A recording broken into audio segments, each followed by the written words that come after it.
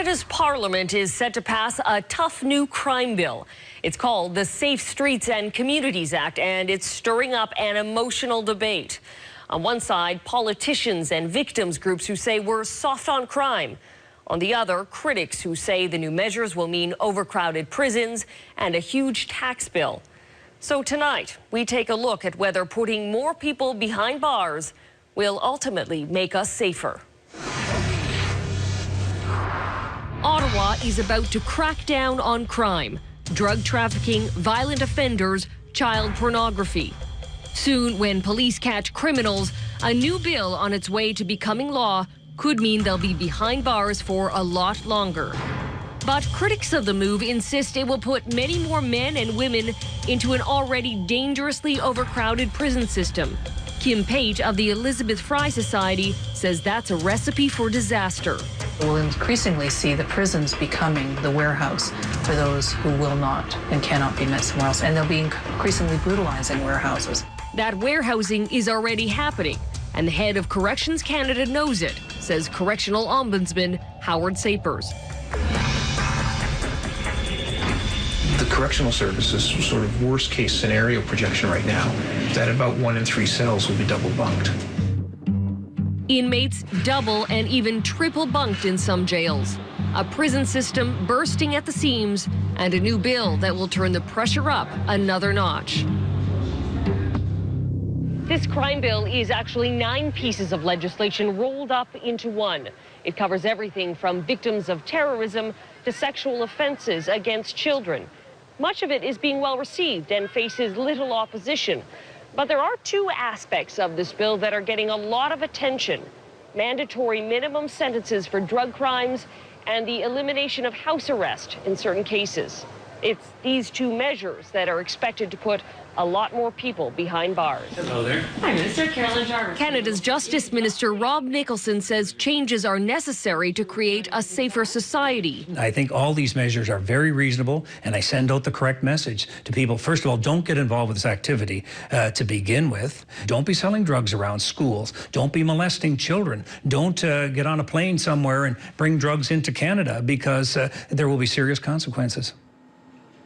Supporters of the bill, like Vancouver lawyer Ben Perrin, say this is what we are up against: a growing drug industry backed by crime bosses threatening communities. Studies here in British Columbia found the vast majority of individuals who cultivate marijuana, 85% of them are directly involved in some way in organized criminal activity.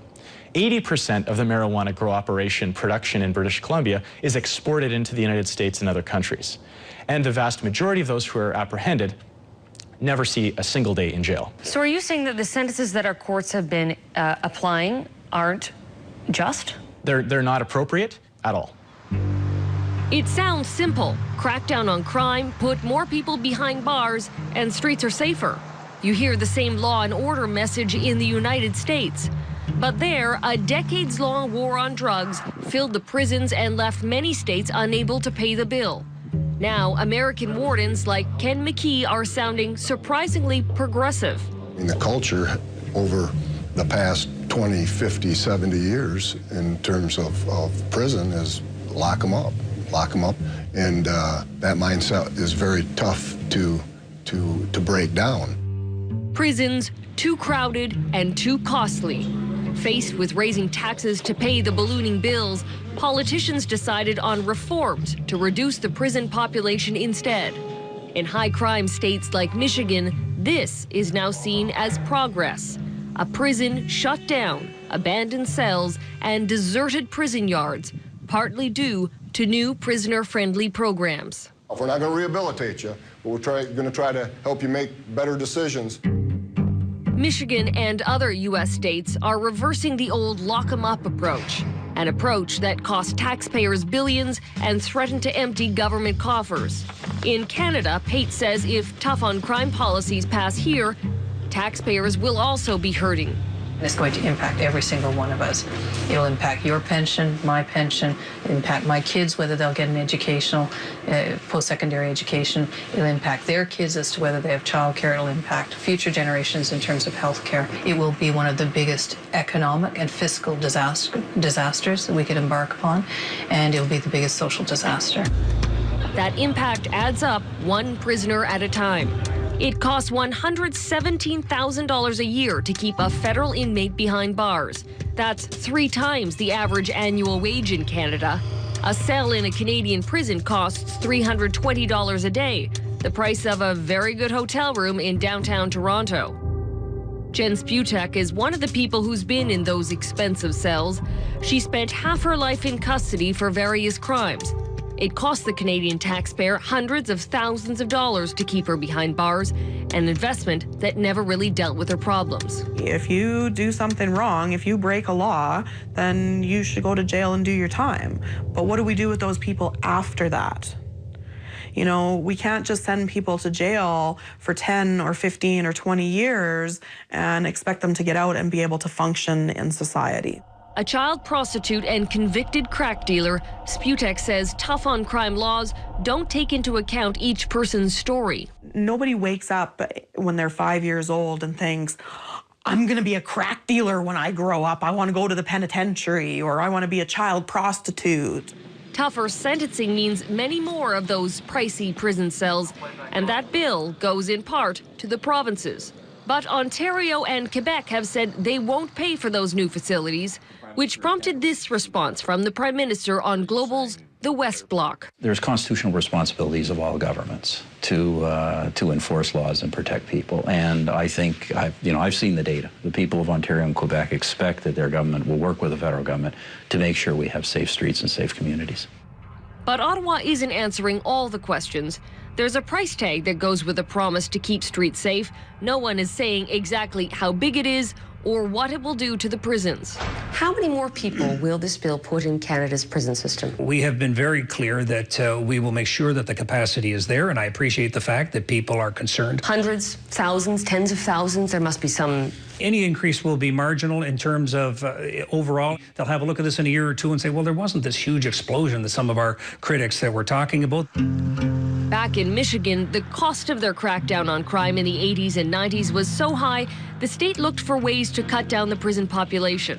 They released more than 8,000 convicts after they served their minimum sentences. Guys like Larry Jones, a burglar with a long rap sheet. Just give yourself an opportunity to do better and be better, a better father, a better man. At one time, half of all parolees ended up right back in prison. Now, that number is down to 1 in 3. Jones was paroled again this year, but this time he had help on the outside. Free clothes and housing in a neighborhood where he feels so at home, he does volunteer work. I get up and I walk like a 6-block radius and pick up trash every morning in the neighborhood. By me getting up, doing that, that gives me, right, the break that I need, right? And it takes me over into being a better person.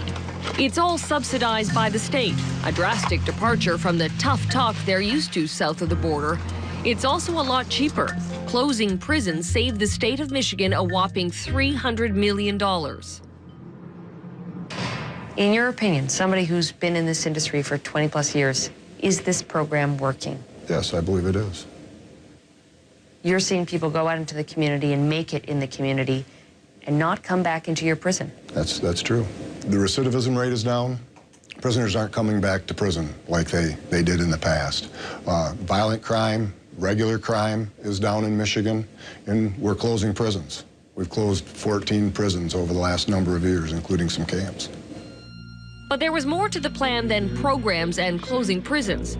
The state also repealed mandatory drug sentences, the very thing Canada's Justice Minister is about to introduce. With respect to the mandatory sentencing, we send out the message to these individuals that there will be serious consequences. And getting some of these people off the street will better protect Canadians, and that's our philosophy and that's our belief. But Pate says tougher sentences simply don't work as a deterrent. If deterrence worked, then the United States should be the safest, most crime-free place in the entire universe because they've incarcerated historically people at the greatest rate. In fact, we've seen in the United States has not created safer communities. In fact, quite the opposite. At the end of the day, whatever critics say and whatever the experience south of the border, the Harper government knows that today at least, being tough on crime is good politics in Canada. And what happens in the prisons is tomorrow's problem.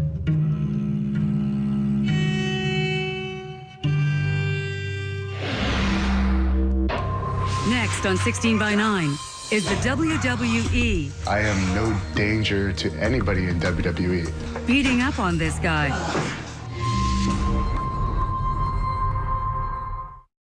Groups who say we're soft on crime.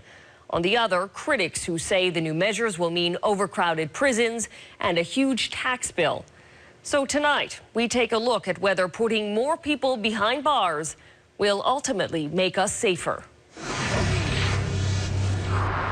Ottawa already happening, and the head of Corrections Canada knows it, says Correctional Ombudsman Howard Sapers. The correctional services sort of worst case scenario projection right now, that about 1 in 3 cells will be double bunked. Inmates into an already dangerously overcrowded prison system. Kim Page of the Elizabeth Fry Society says that's a recipe for disaster. We'll increasingly see the prisons becoming the warehouse for those who will not and cannot be met somewhere else, and they'll be increasingly brutalizing warehouses. That warehousing is about to crack down on crime, drug trafficking, violent offenders, child pornography. Soon, when police catch criminals, a new bill on its way to becoming law could mean they'll be behind bars for a lot longer. But critics of the move insist it will put many more men and women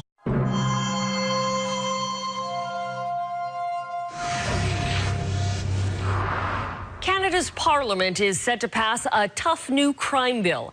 It's called the Safe Streets and Communities Act, and it's stirring up an emotional debate.